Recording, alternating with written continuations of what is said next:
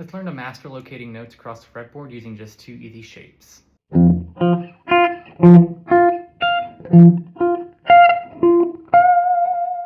For shape number 1, we can use it off the low E string and the low A string. Let's start on the low E, first fret.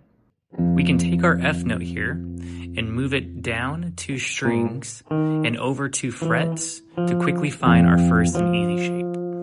We call this shape an octave. You can go across any of the top 2 strings and locate any note.